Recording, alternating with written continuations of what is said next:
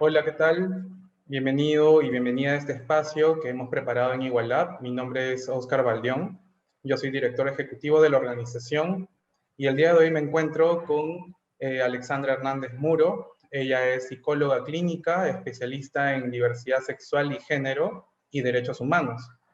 Y el día de hoy nos estamos encontrando en este espacio para poder ayudarles a entender un poco en qué momento o en qué contexto surgió el Día Internacional de la Cero Discriminación. Queremos comprender un poco también acerca del concepto de interseccionalidad, que es un término que poco a poco se está comenzando a divulgar más. Entonces, creemos conveniente explicar un poco a qué se refiere y además cómo podemos aplicarlo en nuestra vida cotidiana, tanto como una persona individual como parte de una organización. Bienvenida, Alexandra. ¿Cómo estás? Muchísimas gracias, Oscar, por la invitación. Creo que es muy necesario que empecemos a hablar de la discriminación, pero en los términos que tú mencionaste, como la interseccionalidad. Genial, muchas gracias por acompañarnos. Me gustaría empezar compartiendo una de las noticias que hemos divulgado justamente por este motivo, para que la gente comience también a comprender estos aspectos que hemos mencionado al principio, ¿no? Y lo que queremos hacer el día de hoy es comentarle a las personas en qué consiste el contexto en el que se dio esta fecha. Para empezar, podemos ir adelantando que este año la fecha del Día Internacional de la Cero Discriminación se va a dar el día lunes 1 de marzo. Entonces, aquí podemos empezar, por ejemplo, de repente, Alexandra, comentarnos acerca del origen, ¿no? ¿Cómo es que se da esta fecha? Originalmente tuvo que ver con la promoción del cuidado frente al VIH-Sida, pero poco a poco esta fecha ha ido agrupando otro tipo de representaciones, ¿no? Por grupos poblacionales. ¿Qué puedes decirnos al respecto? Me parece fundamental que haya esta, digamos, que se está hablando muchísimo más del tema de discriminación, pero como mencionaste, desde muchas aristas, ¿no? No solamente en el caso del VIH-Sida, desde el campo de la salud y los estigmas y prejuicios que hay contra esta población, que de hecho sigue siendo una de las poblaciones más discriminadas según la segunda encuesta nacional de derechos humanos, ¿no? En la misma encuesta también se hablan de otros grupos y creo que ahí está el tema de identificar grupos que son vulnerables, ¿no? Y cómo estos grupos que son vulnerables justamente hay asociaciones de ideas, prejuicios, estigmas, y justamente este día trata de hablar sobre ello, de promover la no discriminación por cualquiera de estas causales, ¿no? Sexo, raza, religión, orientación sexual, identidad de género, discapacidad, que son términos que a la larga han ido incorporándose, pero que en su inicio tal vez no se trabajaban. Así que me da mucho gusto que ahora sí podamos hablar de todos estos tipos de discriminación.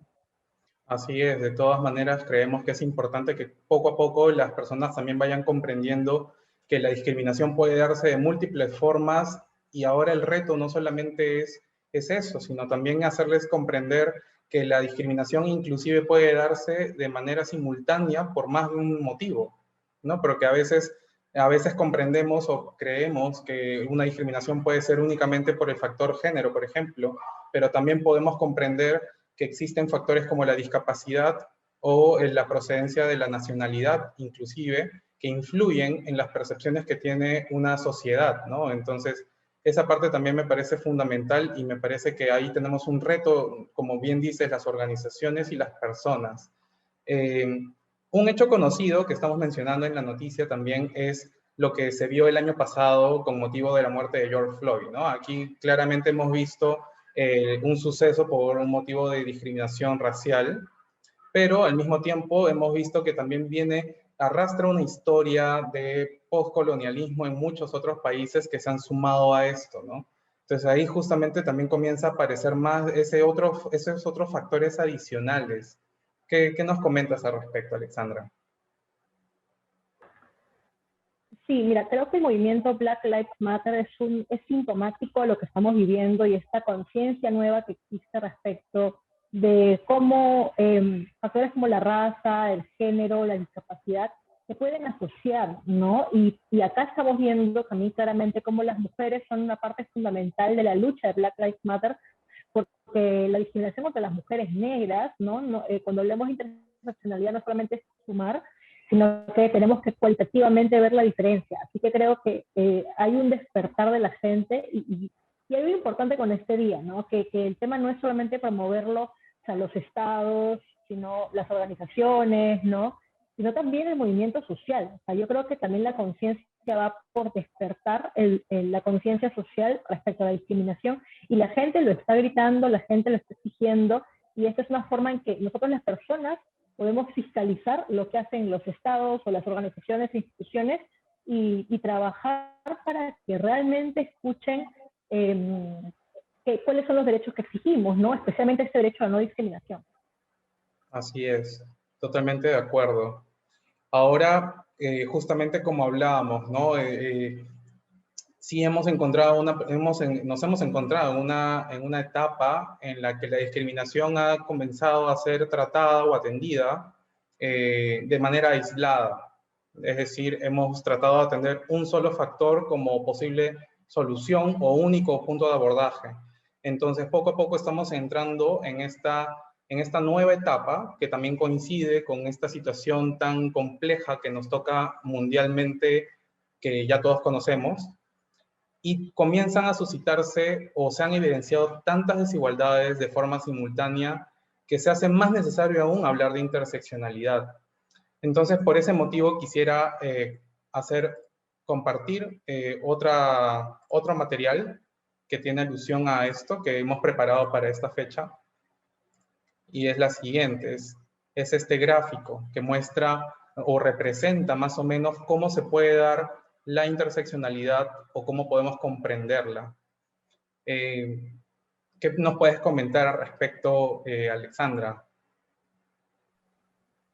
Bueno, lo que me gusta del gráfico es que no solamente tiene las variables típicas que pensamos cuando pensamos de repente en formas de opresión, ¿no? Normalmente pensamos, ok, la raza, el género, tal vez la orientación sexual, ¿no? La identidad étnica, pero acá estamos viendo muchísimas cosas, ¿no? Incluso identidades que tienen que ver con cuestiones culturales, religiosas. Es súper importante también trabajarlo y que de repente en nuestro país no lo vemos tanto, pero en otros países hay mucha lucha al respecto, ¿no? La interseccionalidad fue un término acuñado por una feminista afroamericana, pues afroinglesa, Kimberly Crenshaw. Ella es una feminista negra que lo que empezó a hacer es a descubrir que la forma en que se atacaba, digamos, o oprimía a las mujeres negras era distinta, pero no solamente era sumar, pues soy negra y soy mujer, sino que cualitativamente es diferente. Entonces, hay que recordar que este término que ahora se utiliza mucho, que es un enfoque que permite analizar las opresiones desde una visión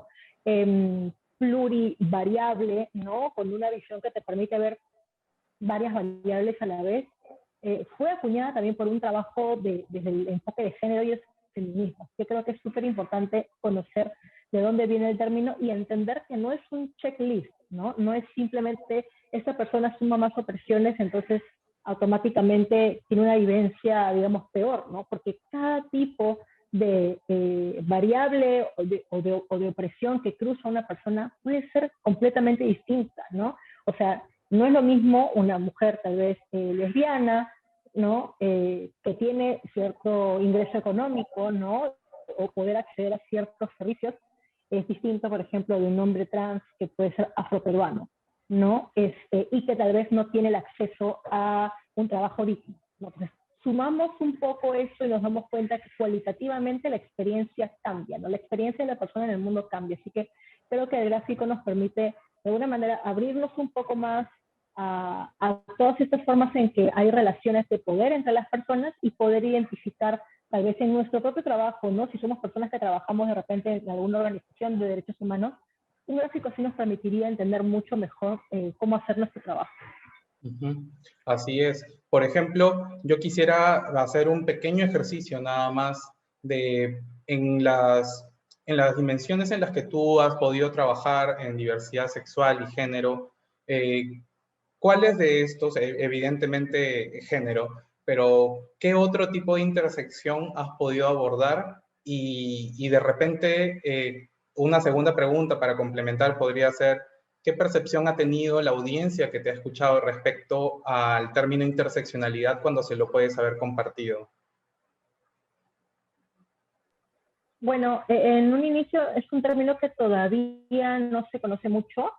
Sin embargo, hay algunas normativas o políticas donde empieza a aparecer. De hecho, nosotros en Más Igualdad usamos mucho el enfoque de interseccionalidad en cualquier proyecto que hacemos o cualquier documento que elaboramos, porque es un marco que nos permite trabajar. Nosotros obviamente trabajamos con la variable género, pero desde una visión no binaria, ¿no? Es decir, una visión que no solamente admite la existencia de hombres y mujeres, digamos, heterosexuales, sino una visión que nos permite ver el género más grande, más amplio, ¿no? Donde existen personas tal vez que se salen de este sistema, ¿no? Que tienen identidades que salen del sistema y que son identidades trans en muchas ocasiones, ¿no? Que hemos encontrado que hay cuestiones de identidad de género que a veces se asocian a otros problemas, como por ejemplo en el caso de personas trans es el desempleo, ¿no? El desempleo es bastante más alto, entonces cuando trabajamos el tema de interseccionalidad tenemos que también ver no solamente a la persona trans con sus vivencias por ser trans, sino que probablemente esa vivencia trans también jala otro tipo de cuestiones que tenemos que analizar, ¿no? Otra cosa importante es el tema racial, porque también hemos identificado personas que han sufrido formas de discriminación por su identidad racial, por su identidad étnica, ¿no?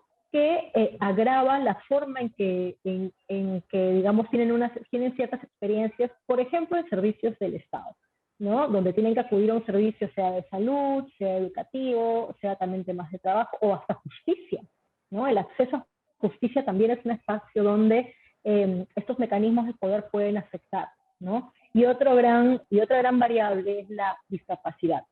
Yo he tenido la oportunidad de trabajar temas de violencia sexual, por ejemplo, en la infancia y adolescencia, ¿no? Y claramente hay una mayor vulnerabilidad de personas ante la violencia sexual de personas con discapacidad, ¿no? Entonces, siempre que encontremos o trabajemos con personas con discapacidad, tenemos que también estar atentos de que posiblemente esta vulnerabilidad, ¿no?, arrastra otras problemáticas que tendríamos que atender. No solamente es el tema de discapacidad, sino reconocer que probablemente las personas con discapacidad tengan problemas para acceder a un trabajo digno o tengan vulnerabilidades a ciertos tipos de violencia, etcétera, etcétera, etcétera. Entonces, creo que eso nos ayuda, la interseccionalidad nos ayuda a ver a la persona en sus dimensiones reales, ¿no? No solamente, digamos, cometiendo el lente hacia el género, sino viéndola como una integral, y creo que eso es súper importante cuando trabajamos derechos humanos. Así es, súper importante la mención que acabas de hacer, Alexandra. Ahora, efectivamente, esta herramienta que se está presentando en este momento de la interseccionalidad es una herramienta mejorable, es una herramienta que se construye. Nosotros también tenemos que ser conscientes de que cada vez que se investiga más al respecto, sobre todo en aspectos de neurodiversidad, en aspectos de diversidad de género también, estas investigaciones continúan y hay nuevas representaciones más eficientes en las que se podrá graficar a futuro la interseccionalidad.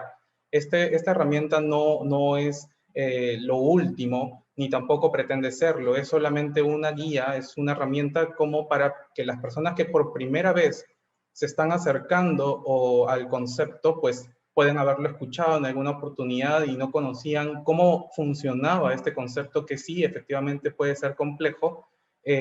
Contar con una herramienta como esta nos puede ayudar a tener un punto de partida, ¿no? Pero entendemos que esto atiende múltiples diversidades, como bien lo ha explicado Alexandra. Ahora, bueno, volviendo a la noticia, acá en la propia noticia, obviamente también podemos contar con la herramienta que acabamos de observar para que la puedan compartir. Y acá, bueno, comenzamos a hablar también acerca de la importancia de cómo puede contribuir una persona individual a una sociedad con menos discriminación, ¿no? Entonces, específicamente nosotros nos encontramos actualmente en Perú, y tenemos conocemos algunos casos que se han dado emblemáticos a través de las redes sociales, de los medios de comunicación, donde diversos factores han jugado a favor de la lucha contra la discriminación. Entonces, hay un pequeño ejemplo que podemos dar aquí, que es a partir de un recordario, ¿no? La importancia de captar una situación de discriminación de la que puede ser víctima directa o testigo. Esta acción puede marcar una diferencia tremenda entre hallar justicia, encontrar justicia o no encontrarla. Entonces, si una persona es consciente de eso, les agradeceremos que tengan en cuenta la herramienta de lo digital, ¿no? Para poder hacer una denuncia y una posterior sanción. En este caso creo que hay un caso bastante emblemático, ¿no es cierto, Alexandra? Para que nos comentes. Te refieres al caso que ocurrió con el aeropuerto, ¿verdad? Cor Oscar.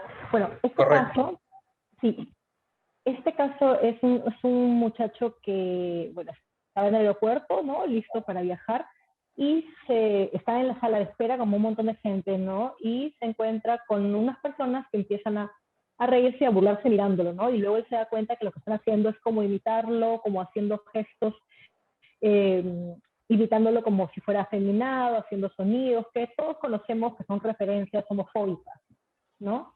Lo que hizo él, bueno, como todo millennial o personas muy jóvenes, sacar el celular y grabarlos, ¿no?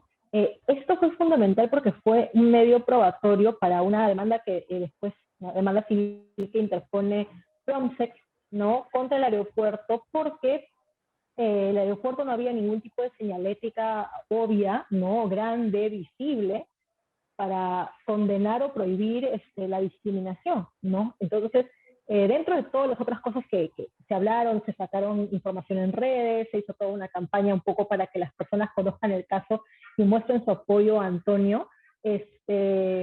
También se ganó esta demanda contra el aeropuerto y ahora el aeropuerto, cuando uno entra, ve claramente estos anuncios contra la discriminación. Y creo que es un caso que a la persona que lo sufre, por supuesto, siente ansiedad, siente estrés, es agotador. Sin embargo, creo que es un caso emblemático para que las personas sepamos que podemos defendernos y podemos denunciar la discriminación y que sí se va a llegar a algo, ¿no?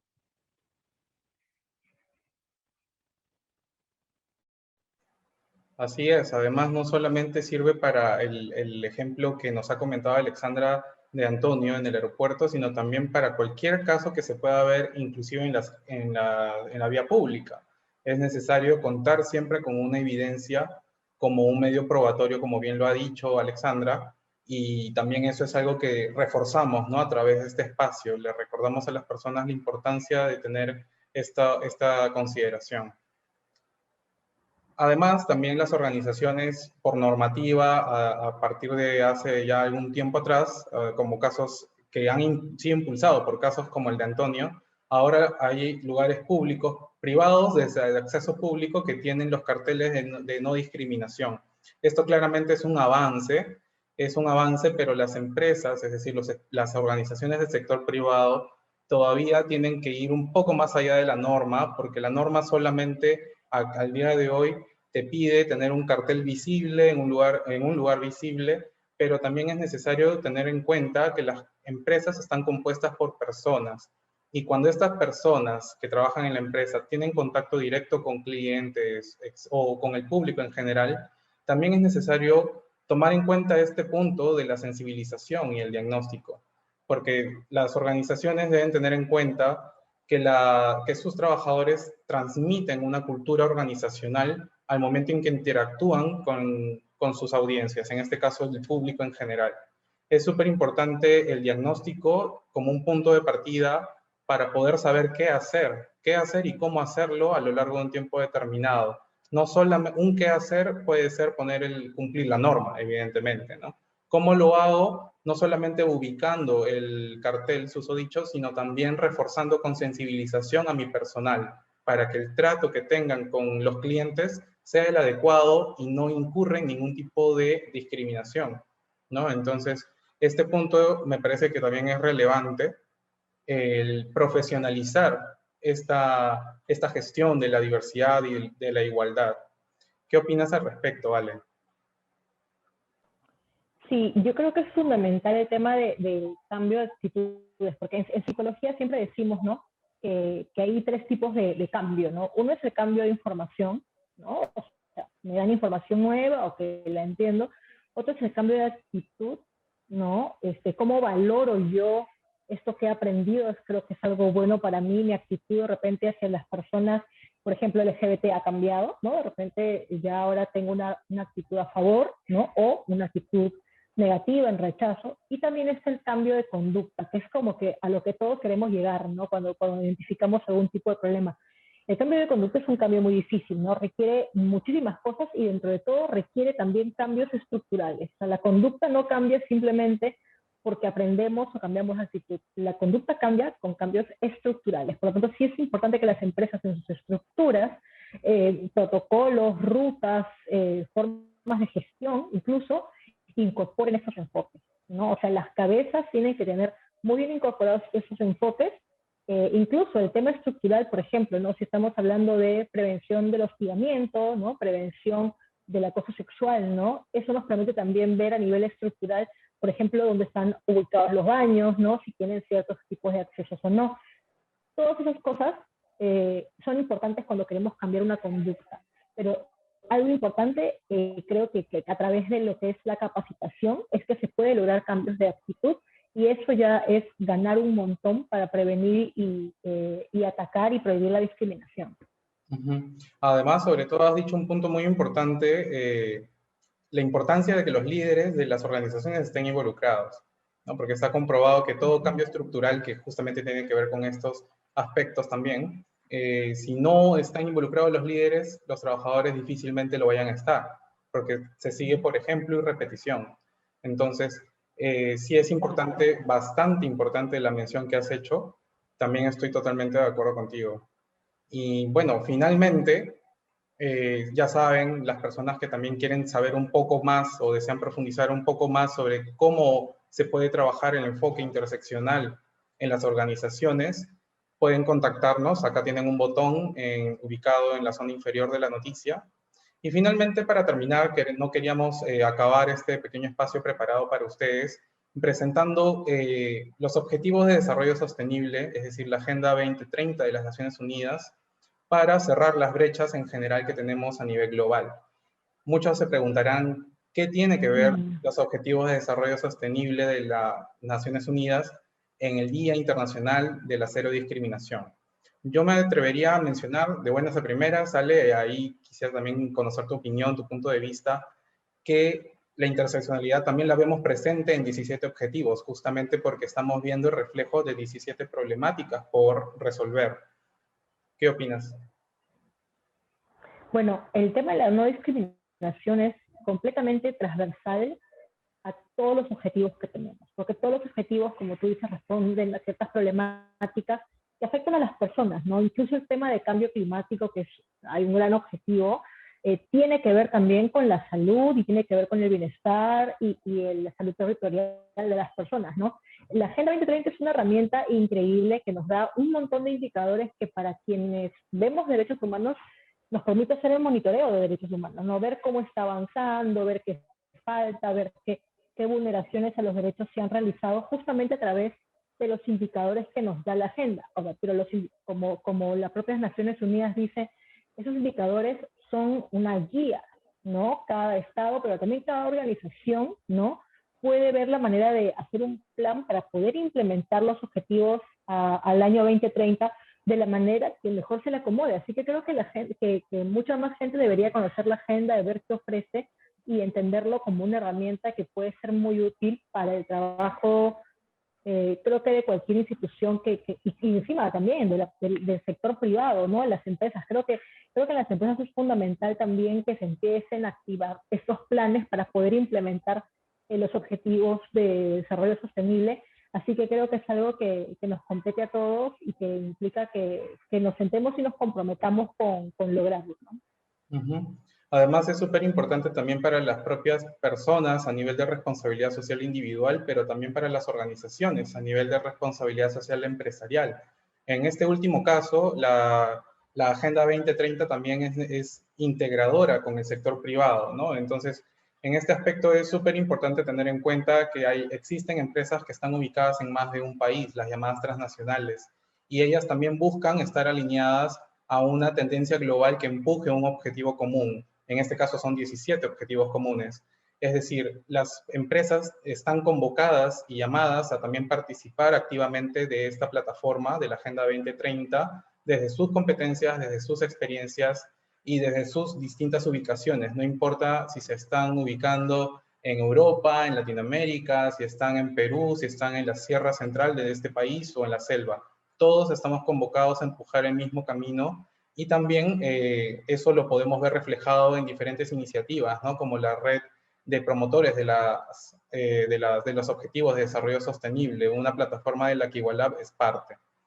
Y bueno, nada más, para terminar, quisiéramos solamente agradecer el espacio que le están dedicando a esta conversación, a este intercambio de ideas y reflexiones que he tenido con Alexandra, e invitarles a que nos sigan en nuestras redes sociales. También estamos en todas las redes sociales como Igualab. Estamos en Instagram, Facebook, Twitter, LinkedIn y YouTube. Además, en Twitter pueden encontrar también un calendario que hemos puesto en dos fases, en dos versiones, perdón. Una versión de Google Calendar y una versión para descargar e imprimir para las personas que todavía trabajan bajo ese modo. Y estamos presentando un calendario 2021 con fechas de igualdad y diversidad. Creemos que es importante y útil para la gestión de la igualdad y la diversidad, principalmente para las organizaciones, para que comprendamos que actuar para una menor discriminación, en este caso, el día que nos congrega, implica no solamente verlo desde una óptica, sino que implica verlo desde más de una, que es la interseccionalidad, y número dos, conocer las fechas que son próximas a llegar para poder planificar y poder hacer algo que aporte. En ese sentido, nuestra organización siempre está dispuesta a conocerles y a poder acompañarles en lo que sea necesario. No sé si quieres dar unas últimas palabras, Alexandra, antes de terminar este espacio. Sí, yo quiero agradecer el espacio que se está haciendo ahora, porque creo que lo que has dicho es importante, ¿no? Cuando identificamos fechas, no es cualquier cosa, ¿no? Estas fechas sirven para hacer promoción de derechos, ¿no? Promoción de derechos que buscan la igualdad plena, una igualdad real, una igualdad informada, ¿no? Y una inclusión de la diversidad. Así que creo que celebrar estas fechas importantes que convocan derechos humanos es fundamental para que nos sigamos familiarizando con este lenguaje de derechos humanos, ¿no? De reconocer que desde que nacemos venimos ya con derechos y que en la sociedad tal vez vamos a encontrar en algunos casos prejuicios, estigma, opresión, ¿no? Pero que eso que encontramos tiene una forma de lucharlo, tiene una forma de visibilizarlo, incluso de denunciarlo, a través justamente de estas herramientas que plantea las Naciones Unidas y que muchas organizaciones que vemos derechos humanos estamos pendientes de trabajar. Así que no se olviden de bajar el calendario, a mí me parece súper útil, ya lo tengo, ya lo he bajado, así que creo que les va a encantar a todos.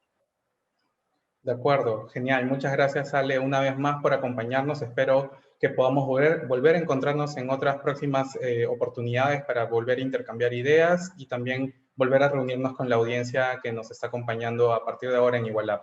Muchas gracias a todos y todas por acompañarnos y con nosotros será hasta otra nueva oportunidad. Saludos.